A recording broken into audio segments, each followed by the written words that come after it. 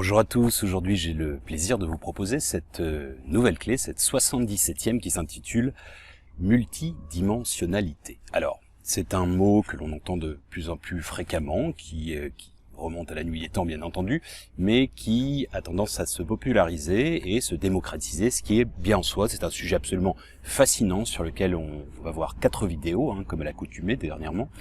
Et à vrai dire, en fait, j'ai pris aujourd'hui, comme vous pouvez le voir derrière moi, donc c'est dans le jardin dans lequel nous vivons, que l'on partage, on va dire.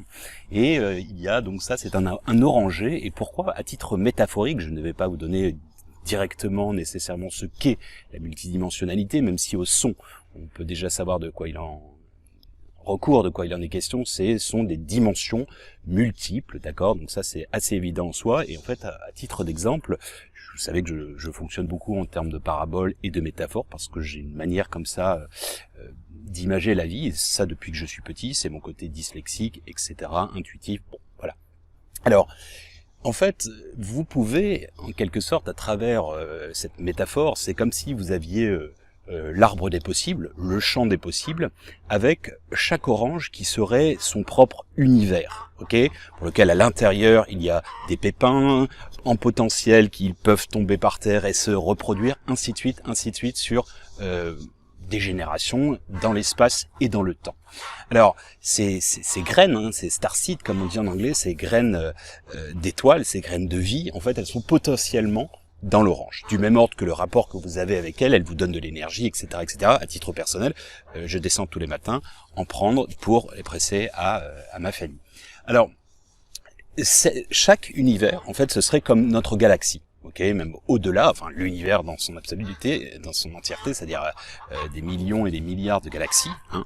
Donc là, quand on commence à prendre la portée, c'est ce qu'on avait vu sur la clé précédente sur les extraterrestres, le premier volet, la première vidéo, eh bien ça donne le tournis. Ce n'est même pas concevable en termes, potentiel humain, étant donné que c'est tellement vaste. Donc, en quelque sorte, un univers serait une seule orange pour lequel, en fait, elle serait indépendante et à la fois, quand même, connectés et interconnectés, vibrant au travers de la même sève. C'est important parce que c'est la sève en fait qui les fait au-delà des racines qui sont invisibles. Là, on est vraiment dans la grande métaphore. Vous savez que l'arbre de vie pour moi est extrêmement initiatique. Je pourrais même à la limite faire un ouvrage rien que là-dessus, peut-être poétique, etc. Pourquoi? Parce que j'ai reçu beaucoup d'enseignements à travers les arbres dans cette vie et dans d'autres vies. Voilà. Donc ça, c'est quelque chose, je vous dis, qui est de l'ordre, on va dire, chamanique, intuitif, alors qui remonte à, là, dans ce cas de figure, c'est mon côté celte,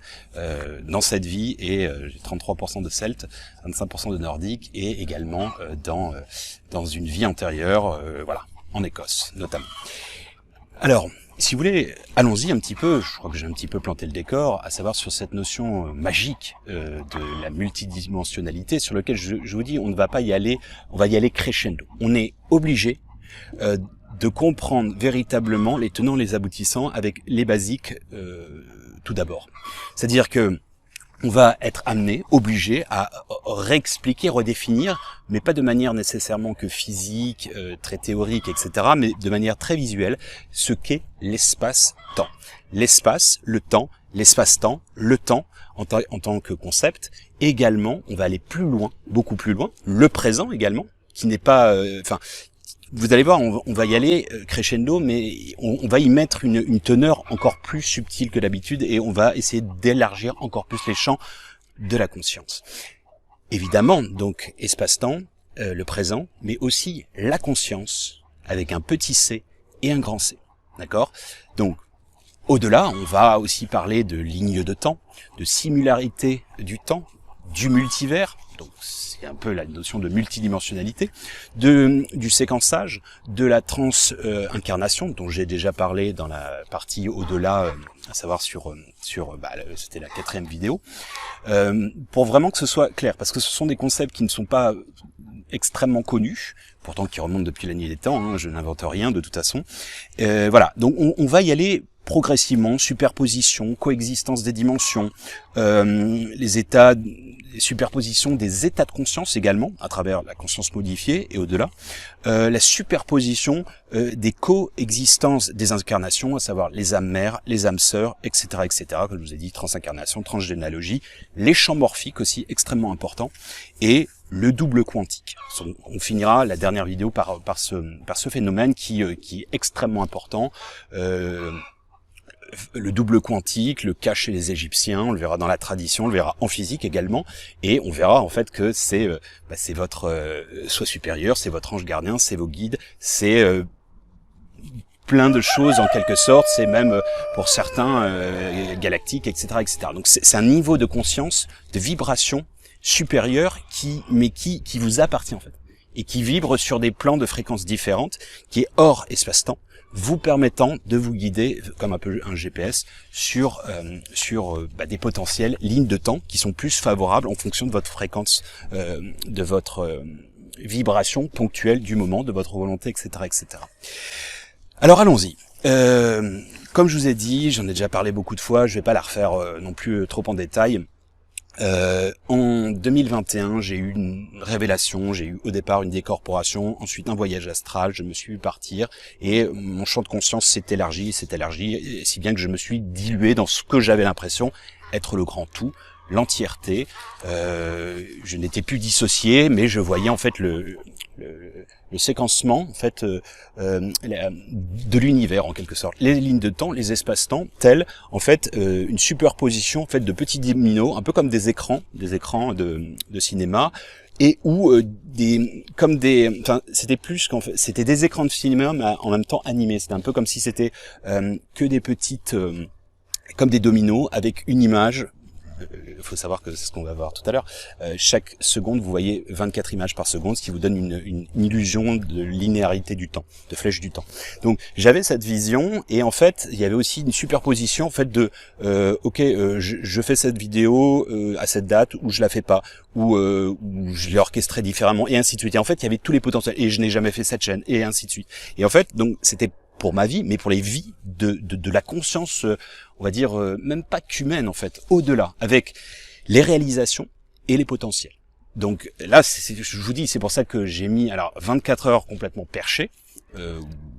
J'étais là physiquement, hein, je suis pas parti, voilà, j'étais complètement déconnecté de cette réalité. Et après 7 jours pour véritablement reprendre mes pensées, j'ai cru devenir littéralement fou. Alors, il y a une autre chose plus anecdotique, mais plus aussi un peu terre à terre. C'est un Big Bang de la conscience que j'ai eu quand j'avais 5, 6, 7 ans. Je ne me souviens pas exactement la date, c'était aux alentours du 15 août, où on allait en Lorraine, là où mes grands-parents habitaient, c'est la terre de nos ancêtres. Et on allait souvent en fait le soir. J'étais fasciné d'astronomie en fait, et on avait une lunette. Et je voulais expliquer la fascination que j'avais pour les Pléiades, entre autres, Orion, Sirius, etc., probablement de manière non aléatoire, peut-être innée. Et donc, en fait, je me souviens, il m'a dit un truc assez simple. Donc c'était le papa et son fils qui racontent des histoires, mon père étant un grand docteur et chercheur scientifique en intelligence artificielle, voilà, donc il connaît tous ces phénomènes, il avait une capacité à me la transmettre qui a été très jolie en fait. Et en fait, il me dit à un moment, Aurélien, ce que tu regardes là, en fait, je regardais les étoiles, j'étais fasciné, j'avais eu vraiment un truc j'avais l'impression que les étoiles me parlaient en fait. Les étoiles, alors, dire pareil le gamin. Sauf que astre et être à la même étymologie. Être avec un accent circonflexe, c'est de l'ancien français, c'est estre. Et estre et astre, c'est le même logos en quelque sorte. C'est le même entre guillemets mot, famille de mots. Et non sans symbolisme. C'est-à-dire qu'en fait, les êtres spatiaux, les astres, ont un rayonnement sur nous, et inversement. En fait, il y a d'où la notion d'astronomie, d'astrologie, pardon, sur lequel ça nous impacte, ça nous influence, etc., comme la Lune, sur les cycles des marées, sur les cycles des femmes, etc., etc. Alors, il me dit, en fait, la chose suivante, ce que tu regardes présentement, c'est du passé. Et là, je bug total, quoi. C'est bing bang dans mon cerveau. en me disant, alors je commence à me visualiser le truc, et tout de suite en fait je vois cette lumière qui vient vers moi, mais je comprends qu'elle met du temps pour m'arriver. C'est-à-dire que il prend cet exemple, il me dit s'il y en a une qui s'arrête là maintenant, si elle est à 10 années-lumière, eh bien elle s'arrête maintenant, on la verra s'éteindre que dans 10 ans. Et là, je suis fasciné parce que je me dis, mais attends, mais ça veut dire que si on balançait une sonde qui nous retranscrivait immédiatement, instantanément les images, on pourrait voir en fait au moment présent du passé, à savoir les dinosaures. Alors je pense direct aux dinosaures, peut-être quand on est gamin, on a un peu fasciné par ça. Et en fait, c'est pas tout à fait faux. C'est-à-dire qu'en fait, en science, c'est ce qu'on appelle le fond diffus cosmologique. Comme je vous ai déjà expliqué, vous balancez une pierre dans un lac, dans de l'eau, eh bien, il y a des fréquences qui s'opèrent et vous allez les voir de moins en moins. Et en fait, les sondes que l'on envoie comme ça à des années-lumière, eh bien, elles ont vocation, quand on dit, par exemple, on est en train de reconstituer les images du Big Bang, on se dit, comment c'est possible? Et en fait, les fréquences sont toujours présentes. Pas visuellement, comme entre guillemets de la matière, même si on a vu que tout est énergie, donc la fréquence, la vibration est toujours là. Alors, si vous voulez, on est obligé, je vous dis, entre guillemets, on ne peut pas dissocier l'espace du temps. Ok, c'est un bloc. L'espace-temps est un bloc. En gros, il y a de l'espace entre plusieurs événements. Et c'est ce qu'on appelle l'espace-temps. Vous allez me dire, jusque-là, oui, ça va, on n'avait pas besoin de toi. Non. Tout à fait. En fait, c'est plutôt que le temps se déroule dans l'espace, et l'espace se déroule dans le temps. On peut le voir dans l'un sens. C'est pour ça que c'est indissociable. Mais il y a encore autre chose qui est, au-delà du bloc, c'est la notion aussi de conscience. La conscience avec un petit c, donc individuel, et la conscience avec un grand C, collective, l'âme du monde, etc., etc. Alors, c'est intéressant de le voir comme un triptyque, c'est-à-dire le conceptualiser, essayer de le vibrer en tant que bloc. Ensuite, pour le dissocier, espace segmenté en espace, en temps et en présent, etc., en conscience. Et ensuite de remettre ensemble en tant que bloc pour essayer, en fait, c'est pour, entre guillemets, l'alchimiser en quelque sorte. Alors, c'est un thème qui fascine littéralement depuis la nuit des temps et je dis bien aucune civilisation n'a pensé révoquer le temps. C'est-à-dire qu'en fait, il est toujours resté, et moi je me suis amusé à faire justement dans la dictature du bien, un nouveau système de comptage. Alors, vous imaginez bien que pour perdre les gens, génial, hein. Vous vous souvenez à l'époque du passage de l'euro et des francs, il y en a qui s'en sont jamais remis, hein, sachant qu'il y en avait qui étaient encore, je me souviens quand j'étais gamin, en anciens francs, alors là ça faisait un peu bugger. Donc là, imaginez si on parlait de nouvelles minutes, je sais pas, à 100 secondes, etc., etc. Je vous laisse imaginer le cataclysme que ça peut laisser. Alors, et vous le voyez, que ce soit dans les dictatures du passé, les mouvements fascistes, que ce soit dans le communisme, enfin dans n'importe le libéralisme, peu importe le mouvement idéologique, philosophique, etc., personne n'a pensé à réformer le temps, en quelque sorte. Alors, ça fascine parce qu'en fait, c'est très difficile de parler de l'espace et du temps, à part sous forme de symbolisme. L'un des plus connus, c'est le serpent qui se mord la queue, c'est ce qu'on appelle l'Ouroboros. Vous avez aussi toutes les métaphores avec l'écoulement de l'eau, du fleuve, etc., etc. Si vous voulez, ou la spirale, enfin bon bref, il y a plein d'analogies en fait. Alors là où c'est intéressant dans l'espace-temps, et pour bien comprendre, c'est que c'est à la fois un point et un segment. Alors pour ceux qui connaissent un peu la mathématique, mais c'est quand même du niveau, enfin je sais pas, CM2, CM1, vous avez un point et vous avez un deuxième point. Là, ça fait un segment. Et ok, vous pouvez tracer ce segment qui est figé. S'il y a une infinité de points, c'est une droite, d'accord?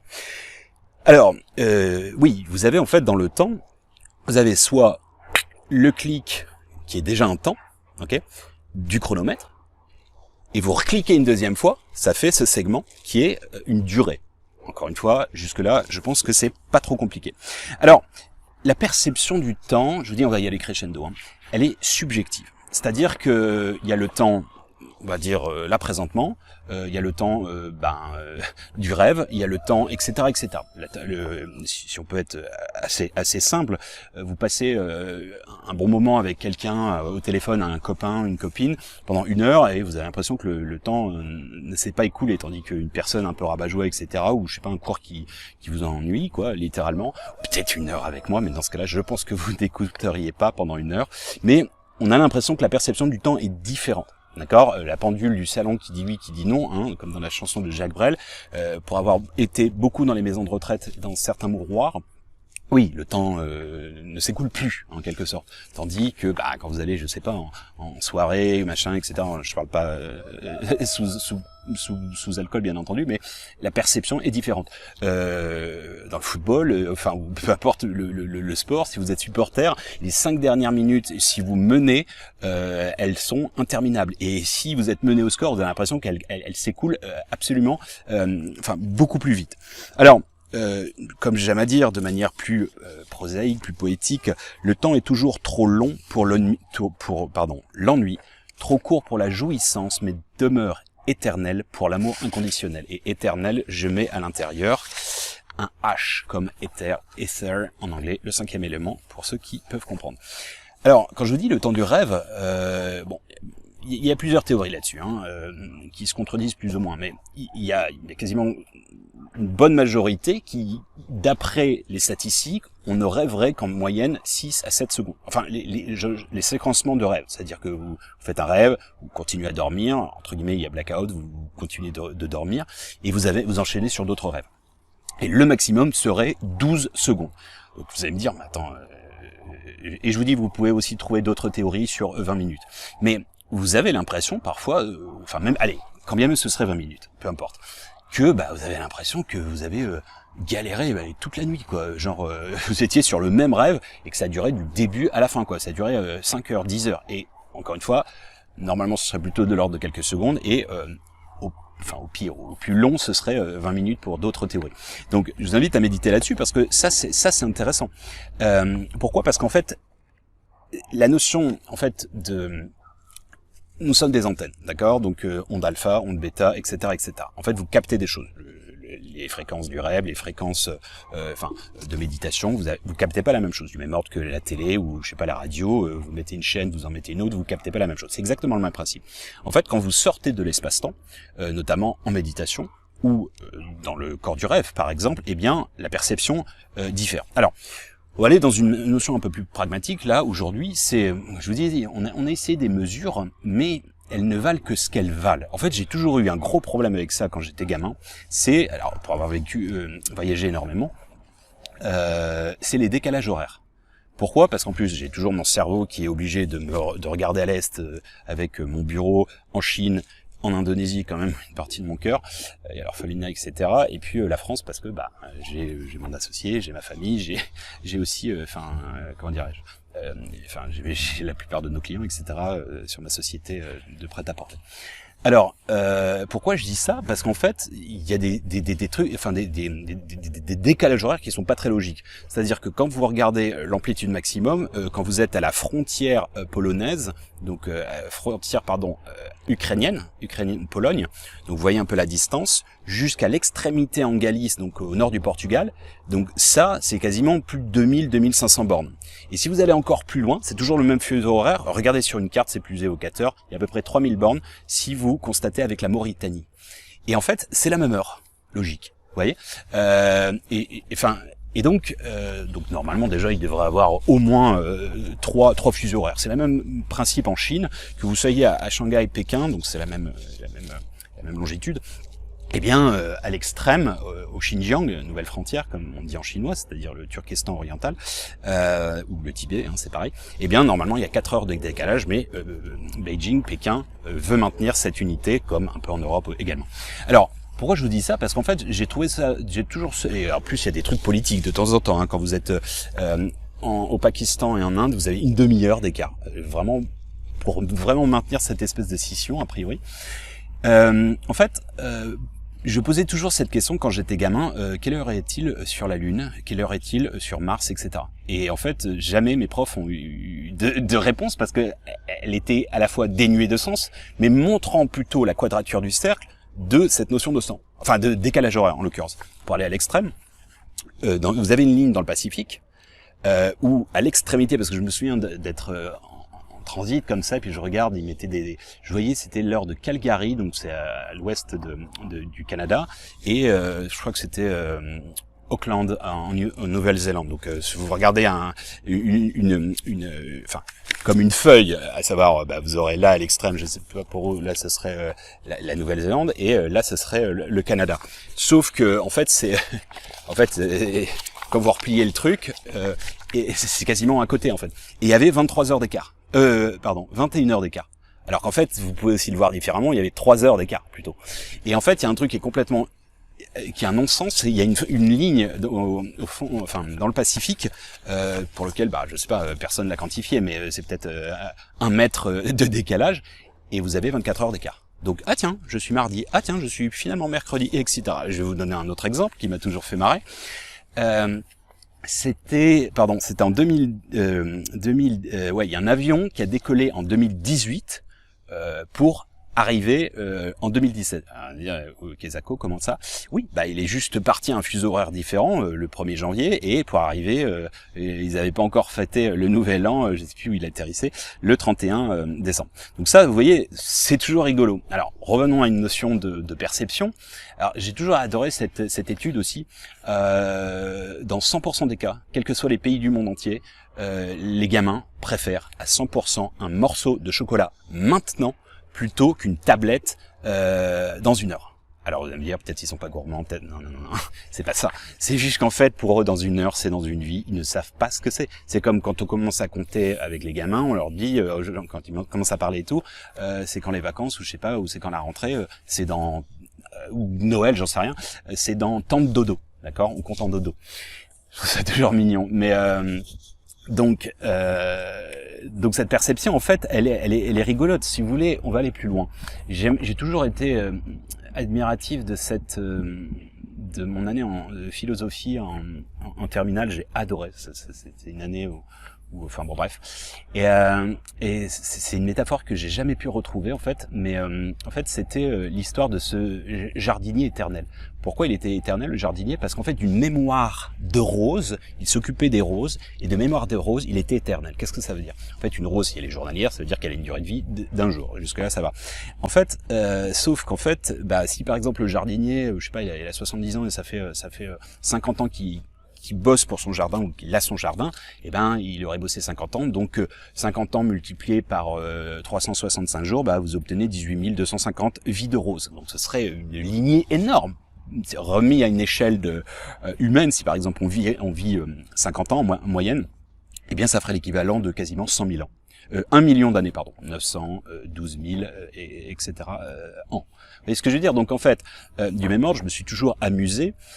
Si j'avais vécu depuis le début de la Terre, donc c'est-à-dire 4,6 milliards d'années, au-delà le Big Bang c'est 13,8 officiellement, si j'avais vécu depuis le début de l'âge de la Terre, 100 ans, à mon regard, comme la Terre en perception, ce serait comme un clin d'œil. Ça équivaut à 0. Vous mettez 5,022%.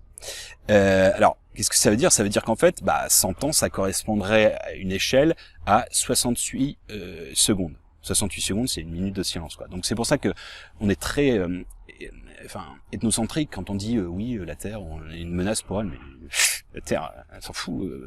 Au pire, elle dégage le parasite, et puis si on revient sous une autre forme, il y a eu plein d'extinctions dans le passé, elle s'en est toujours remise, donc là-dessus...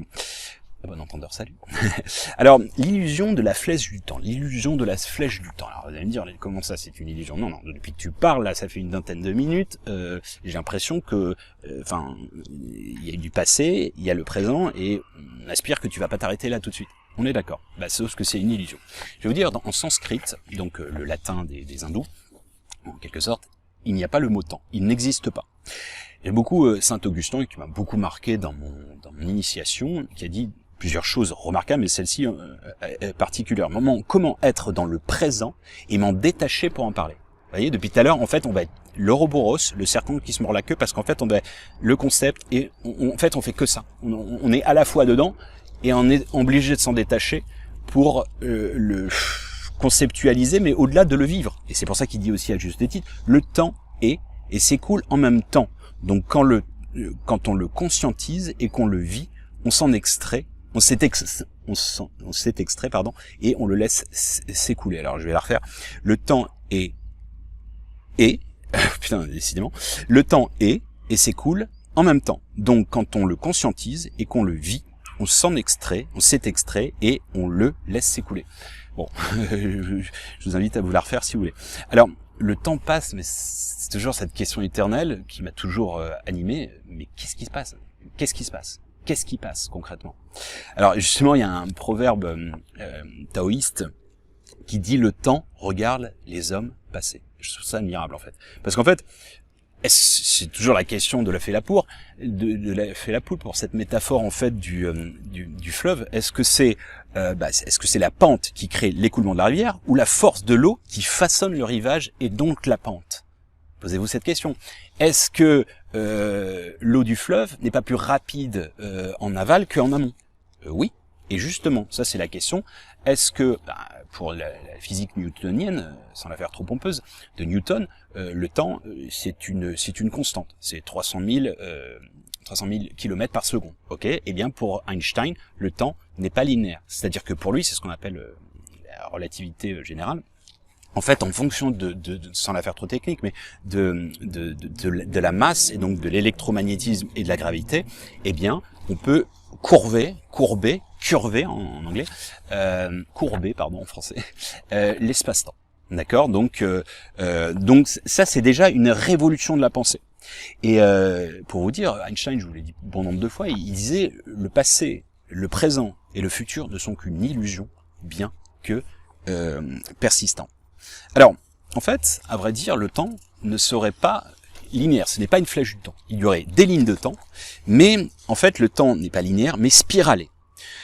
Alors, c'est un bloc, des blocs, si vous voulez, on va pas débloquer là, un peu comme des poupées gigones, je m'en remets à ça, et en fait, c'est pour ça que j'ai pris cette orange. Si vous connaissez le principe du torus en 3D, mettez-vous des animations torus, T-O-R-E, ou torus, T-O-R-U-S. Plein d'animations sur Internet. Eh bien, en fait, vous partez d'un point, et en fait, ça monte comme ça, mais en fait, c'est en expansion en 3D, et en fait, en rétraction. Alors, c'est dans un sens et dans un autre. Eh bien, l'espace-temps, ce serait ça. Sauf que, en fait, vous partez dans une direction, linéaire, comme ça, et vous pouvez aussi partir dans une autre. Et en fait, tout part au même moment.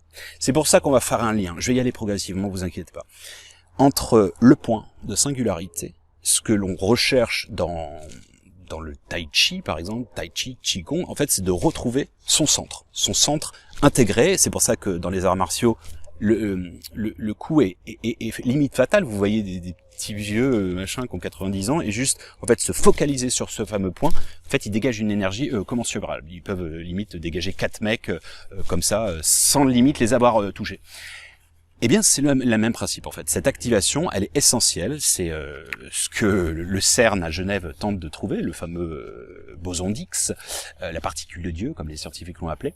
Et en fait, c'est de là que tout part. Alors, c'est beaucoup plus compliqué que ça, hein. Je ne veux pas non plus résumer, mais c'est aussi cette notion de gravité, de matière-antimatière par rapport au trou noir. On va revenir sur ce qu'est un trou noir, mais si vous voulez, il y a les crescendo. Alors, si vous voulez, le temps en fait serait à la fois comme un torus, mais pas que.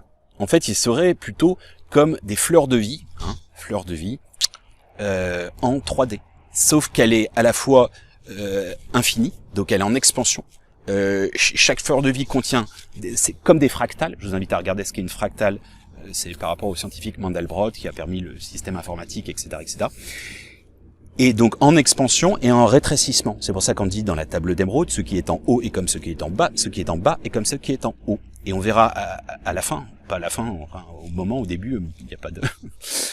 que chaque point de l'univers est connecté avec ce qu'on appelle l'intrication quantique. Et ça, c'est la science. C'est notamment le prix Nobel 2022 du français Monsieur Asperk, j'espère que je n'écorche pas, Aspect, pardon. Eh bien, il l'a remis au goût du jour. Donc ça veut dire que quand je vous dis cette union que je voulais recréer quand j'étais petit, de cette intuition de la science et de la spiritualité, eh bien, ça en fait partie. Ça en fait partie, c'est-à-dire que dès que deux points ont été connectés, même si vous les mettez à distance, ce n'est plus une question d'espace-temps, mais c'est au-delà de l'espace-temps, et c'est juste de l'énergie qui... En fait, il n'y a pas de message qui passe, c'est-à-dire qu'en fait, c'est instantané. Alors, vous allez me dire pourquoi on vient à ça. Alors, j'ai toujours...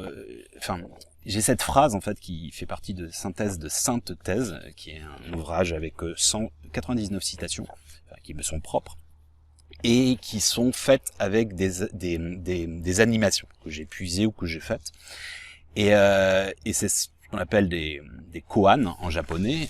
C'est en gros, vous pouvez honnêtement réfléchir et méditer. Je peux faire 10 heures de discussion sur l'un d'entre eux. Et le pire dans l'histoire, c'est que tout le monde n'a pas la même perception. Et même moi, j'évolue. Je peux les relire plusieurs fois et je ne verrai pas toujours la même chose, ou des choses qui m'ont échappé. Et ça, c'est super intéressant. Ça veut dire qu'en fait, le créateur, le co-créateur, donc le grand créateur à travers votre co-création, il a laissé des parts quantiques, enfin des parts de potentiel qui sont en devenir, qui sont dans une multidimensionnalité, qui vous appartiennent et qui appartiennent au genre humain. Donc c'est ça qui est à la fois limite incompréhensible et magique et juste fascinant. Alors je dis tout est superposé, aléatoirement, et surtout, en parallèle, superbement posé, méticuleusement. Alors je vous invite à méditer là-dessus. Alors, si vous voulez, pour la faire assez simple, tout existe déjà. Oula, tout existe déjà, ouais. C'était vraiment, je vous dis, cette vision, ce ressenti, tout existe déjà, et en quelque sorte, c'est comme si le passé continuait à exister, ce qu'on appelait le fond diffus cosmologique, le futur et les futurs conditionnels, c'est-à-dire, oui, tous les potentiels. C'est-à-dire que vous existez dans une multidimensionnalité, vous êtes dans une orange, métaphore, hein, dans cet univers, et Aurélien existe en une infinité de petits Auréliens, de petits moi, et ma conscience, elle va où elle veut. D'accord ? Mais j'ai aussi une forme de conscience dans chacun d'eux. Donc là, ça va un peu se complexifier, c'est-à-dire que en plus, on intègre tous les petits moi de tout le monde. D'accord ? Donc c'est pour ça que vous avez aussi un impact dans l'intrication quantique. C'est pour ça qu'en fait, il n'y a pas vraiment à convaincre les gens, etc. On parle actuellement énormément d'ancrage et de recentralisation, de recentrage, etc., etc. Medium en latin, ça veut dire le centre, et ça veut dire aussi le lien. Magique quand même. Eh bien, c'est ça qu'on enseigne dans l'initiation, asiatique, essentiellement taoïsme, hindou, etc., ou même bouddhiste. C'est ça en fait, c'est revenir au-delà, hein, dans le soufisme, dans tous les mysticismes, j'ai envie de dire. Et si vous voulez, en fait, c'est pas que de la parlotte. Hein. C'est pour ça qu'il faudrait passer des heures et des heures de pratique. Vous voyez, ça peut être extrêmement facile. En fait, c'est ce que je dis tout le temps, c'est simple de complexité, complexe de facilité. Ça invite aussi à méditer là-dessus. Si vous voulez, c'est en ce sens, dans ces superpositions d'états vibratoires, que, si vous voulez, s'intègre la notion de synchronicité, en fait, de symbolisme à travers la vie et son décryptage. C'est pour ça que je parle toujours du grand livre de la vie qu'on coécrit et qu'on lit au quotidien, en fait. Donc lire dans le grand message de la vie, c'est magique. Et on verra dans la prochaine vidéo différentes réalités. On va partir loin. Je vais vous raconter quelques petites anecdotes du grand livre de la vie quand j'écris des choses et qui se réalisent. Et enfin, c'est limite s'il n'y a pas un impact sur les deux, en fait. Oui, vous verrez. Ce sont des livres interactifs et qui marchent aussi avec d'autres personnes. D'ailleurs, complètement barré, mais vous le savez déjà. Alors, j'aime répéter cette fameuse phrase que je vous ai dit plein de nombres de fois, c'est d'Einstein. Tout est énergie et c'est tout.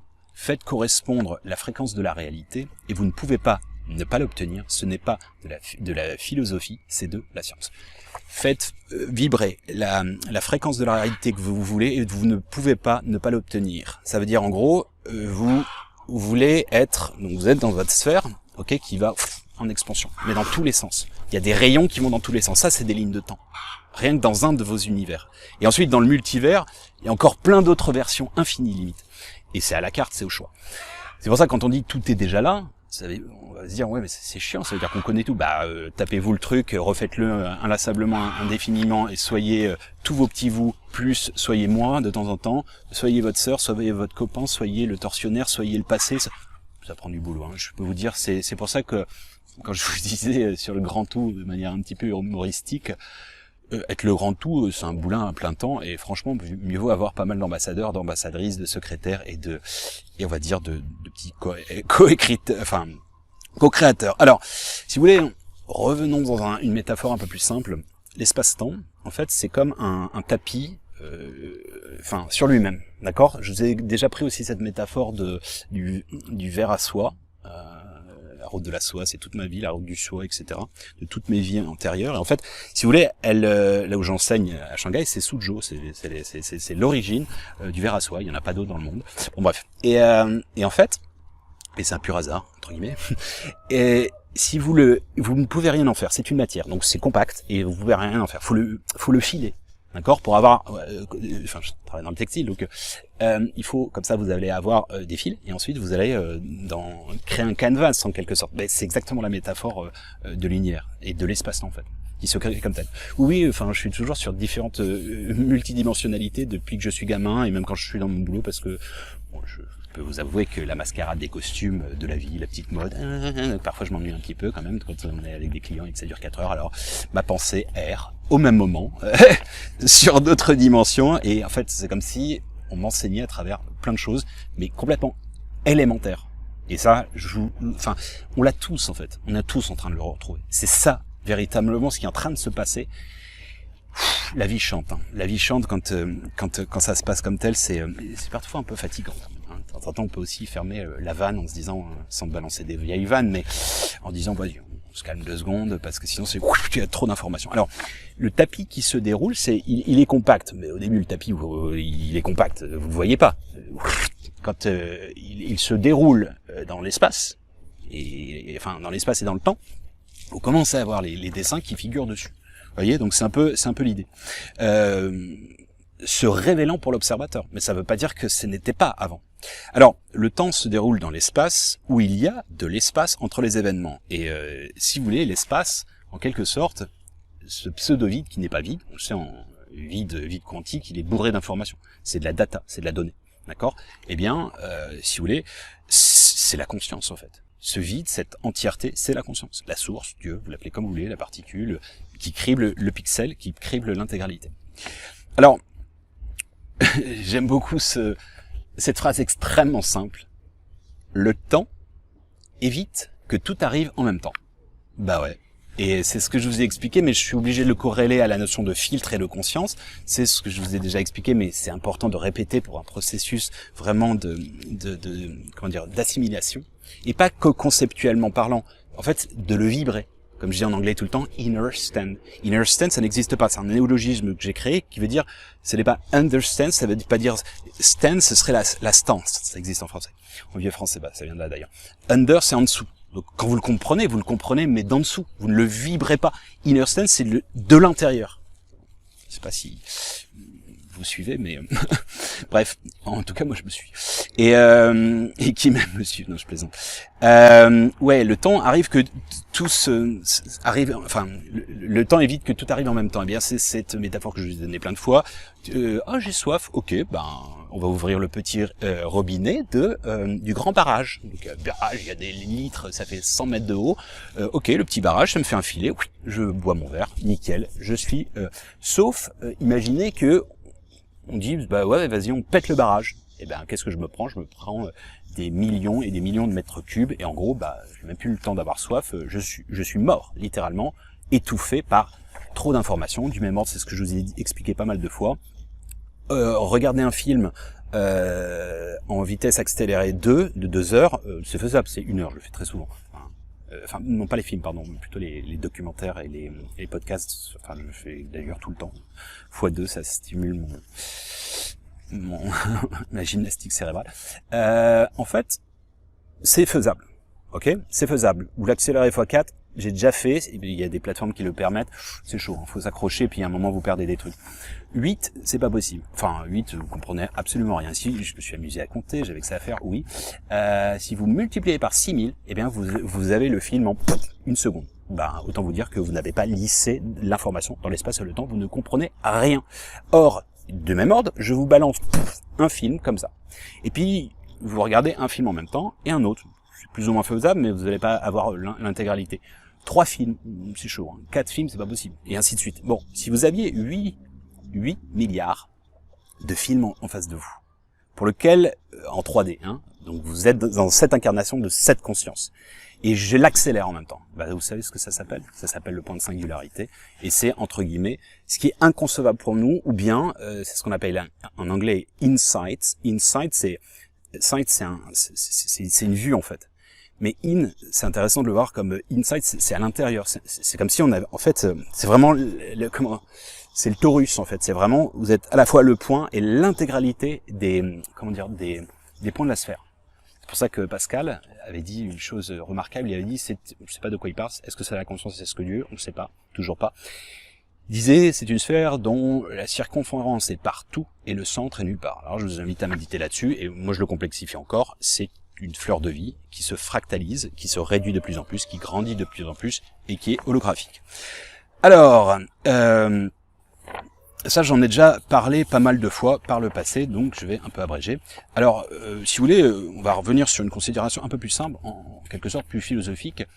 C'est chez les Grecs, en fait, il y a 3 temps. Ok, une valse à 3 temps. Non, c'est pas tout à fait ça. Il y a Chronos, bon, on le connaît à peu près bien, lui, Chronos, chronologie, etc. Bon, je pense que c'est assez clair. C'est la perception de la linéarité, la flèche du temps. C'est un temps quantitatif, hein, passé, présent, futur, comme je vous ai dit, bien que ce soit une illusion. Mais bon, c'est ce qui nous permet de nous régler avec les mêmes mesures, entre guillemets. 2, c'est le kairos. Le kairos, c'est un temps vertical. C'est le temps, on va dire, le temps suspendu, le temps de la conscience altérée, le temps du rêve, le temps des médiums, etc., etc. Aion, c'est le temps sphérique. Aion, c'est la spirale. C'est le nombre d'or. Ça intègre l'intégralité, oui. En fait, c'est le multivers. C'est la multidimensionnalité, réel, irréel, virtuel, conscient, inconscient, etc., etc. Alors, je vais vous donner pour un peu comprendre ce phénomène. Le deuxième, donc Kairos. La spirale, c'est Aion. Okay, Kairos, en fait, c'est le temps du chaman, c'est le temps du médium, du voyant. C'est quoi? C'est comme à l'époque, je vous ai déjà expliqué, Buson futait avant les vacances. Alors, demain, évitez de partir entre telle heure et telle heure. Bon, ils avaient l'almanach, ils avaient l'historique. En général, les gens, et même pourcentage de juilletistes que d'aotiens. Ok, jusque-là, Noël, c'est toujours à la même époque. Ok. Sauf que, en fait, au-delà, il l'actualisait. Il l'actualisait avec quelqu'un qui sortait de l'espace-temps, en quelque sorte, c'est une métaphore, dans leur hélicoptère, où ils n'étaient pas la gueule dans le guidon au volant. Hein. Ceux qui sont dans l'embouteillage, ils savent pas ce qui va se passer. À part quand ils mettaient la radio et on leur disait, prenez la bretelle machin, évitez ce truc, ce passage, etc. Et donc en fait, c'est une métaphore. En fait, le voyant, c'est quand il rentre dans un autre état